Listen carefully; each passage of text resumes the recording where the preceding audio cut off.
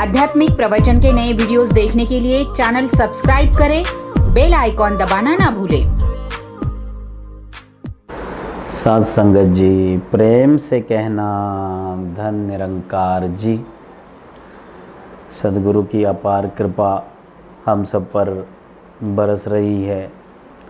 दिन रात सद्गुरु की कृपा सारे संसार के ऊपर बरसती है। कोई जीव होता है जो इस चीज़ को समझता है कि ये गुरु कृपा ही हो रही है और कुछ नहीं हो रहा। सद्गुरु की कृपा, सद्गुरु की भक्ति ही भगत का जीवन होता है। और जब जीवन में ये ब्रह्म ज्ञान सद्गुरु देते हैं तो उसके साथ में एक प्रभु का सच्चा नाम हमें सुमरण के लिए देते हैं, जिसका बड़ा महत्व होता है। और ये महत्व सुमरण द्वारा जीव की शुद्धि, मन की शुद्धि, आजू बाजू आसपास के जो वेब्स हैं, वातावरण की शुद्धि, इतनी बड़ी ताकत सिमरन में होती है। और ये सिमरन जो है कोई साधारण चीज़ नहीं है। सिमरन ही इंसान को ऊंचा उठाता है, उसका रुतबा बुलंद करता है। सिमरन में बड़ी ताकत है। जो करता है वही समझता है। जिसके नाम सिमरन का धन जिसके पल्ले है वही इस बात को समझता है। संत कबीर ने भी कहा है कि जो सिमरन करे, सिमरन की सुधि यूं करो, ज्यों गागर पनिहार, हाले डोले सुरती में पल पल लेत संभाल।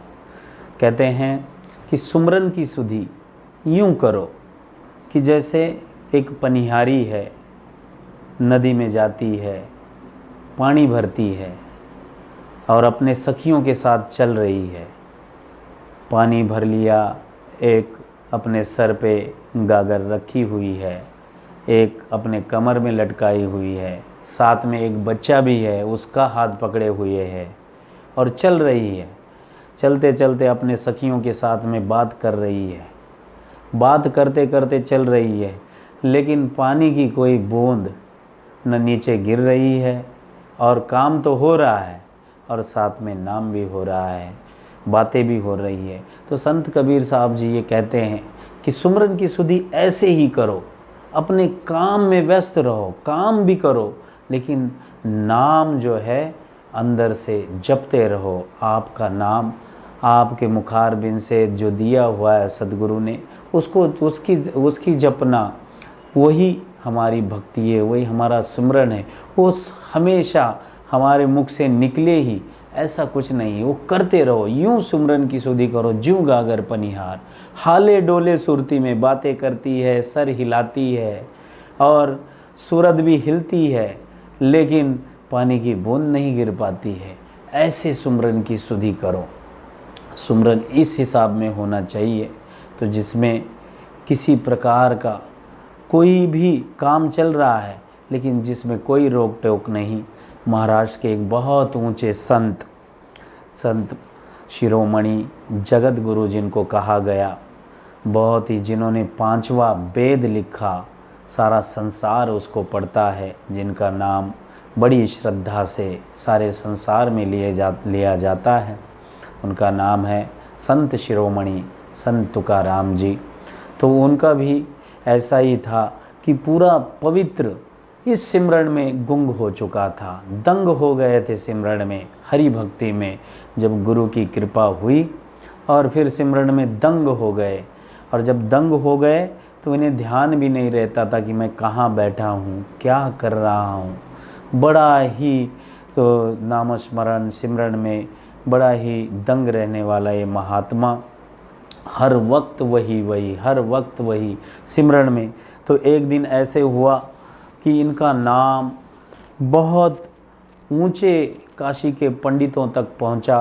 कहाँ ये महाराष्ट्र में रहते थे, देहू जगह है जहाँ गांव का नाम है, वहाँ पे रहते थे। और कहाँ काशी के पंडित, तो वहाँ तक पहुँचा कि संत तुकाराम जी की भक्ति बड़ी उच्च है, बड़ी उच्च कोटि की भक्ति है, जहाँ विट्ठल का सिमरन होता है। दिन रात ये महात्मा सिमरन में रहते हैं और बहुत ही सुंदर ग्रंथ का निर्माण किया गया, जिसका नाम अभंग गाथा।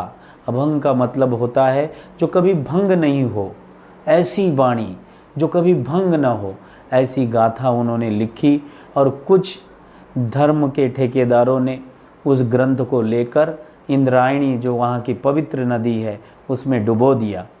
डुबो देने के बाद में भी कुछ दिनों बाद महात्मा तप त्याग को बैठे तो इंद्रायणी ने, कहते हैं कि उस ग्रंथ को फिर से ऊपर निकाला और सब सारे संसार के लिए वो आज 5वें वेद के रूप में बताया जाता है।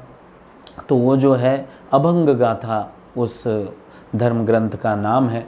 तो ये महात्मा, तो इनको मिलने के लिए, दास को ये कहना है कि इनको मिलने के लिए काशी से रामेश्वर पंडित, जिनका नाम रामेश्वर, बड़ा ऊंचा नाम, काशी के गलियों गलियों में जिनका नाम लिया जाता था, उनकी भक्ति, उनका भाव, उनकी श्रद्धा, परमात्मा के प्रति लगन, ये सब चीज़ों को सुन के उनको रहा नहीं गया और कहाँ काशी से पैदल उस जमाने में यहाँ महाराष्ट्र की धरती देहू पर आए। और चलते चलते कितना समय उनको बीता और आने के बाद में जिस गांव में संत जी रहते थे, तुकाराम जी रहते थे, उस गांव में पहुँचे। पहुँचने के बाद में उन्होंने किसी बच्चे से पूछा कि भाई संत तुकाराम जी कहाँ रहते हैं। तो बच्चे ने कहा कि काका जी अगली गली में आप जाओ, वहीं पे रहते हैं। और जहाँ अगली गली में पहुँचे तो उनकी कन्या बाहर बैठी हुई थी, भागीरथी नाम था, बड़े ही सुंदर बच्चे थे उनके। और भागीरथी से पूछा कि संत तुकाराम जी का घर यही है? तो उसने कहा कि हाँ। तो बोले कहाँ हैं?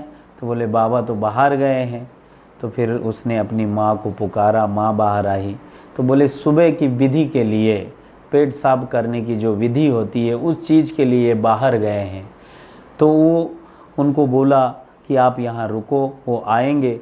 लेकिन इतनी दूर से आए थे, वो इतना मिलने के लिए उत्कंठित हुए थे कि वो अपने आप को रोक नहीं पाए और पैदल पैदल, जहाँ बोले किस दिशा में गए हैं, उनकी पत्नी ने, धर्म पत्नी ने बताया कि इस दिशा में गए हैं। तो उसी दिशा में रामेश्वर पंडित चलते हुए गए। और जब वहाँ पे चलते हुए गए तो महात्मा जी विधि के लिए बैठे थे। तो वहीं से बड़ा अचंबा उन्हें नाम सिमरन का जो मंत्र उनके कान में सुनाई दिया, विट्ठल विट्ठल विट्ठल विट्ठल।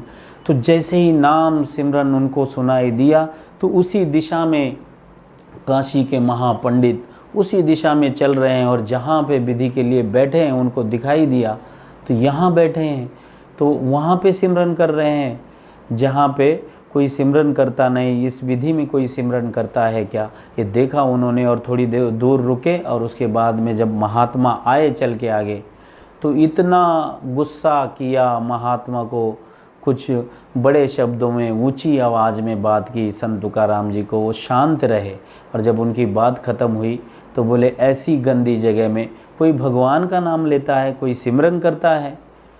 तो सुना, सब सुनने के बाद में हाथ जोड़े, बोले आप भी महात्मा हो, जहाँ से भी आए हो आपको मेरा प्रणाम। और उसके बाद में महात्मा कहते हैं कि क्या करूं, मेरी जीवा ही मेरे बस में नहीं है, मेरे रोम रोम में सिर्फ सिमरन ही सिमरन है, मेरी जीवा भी मेरे बस में नहीं। तो आओ ऐसा सिमरन हो जैसे संत तुकाराम जी ने किया। यूँ करो, सिमरन की सिद्धि यूँ करो कि हर चीज़ में हो आप, लेकिन आपके अंतर मन से वही धारा बह रही है, वही सिमरन, वही नाम, वही जप। क्योंकि कलयुग का आधार ही तो यही बताया गया है। कलयुग में और कुछ है नहीं, कलयुग में यही बताया गया है कि तो सुमेर सुमर नाम सुमरो, और सुमर के ही, सिमरन करके ही नर इस भव सागर से पार हो सकता है।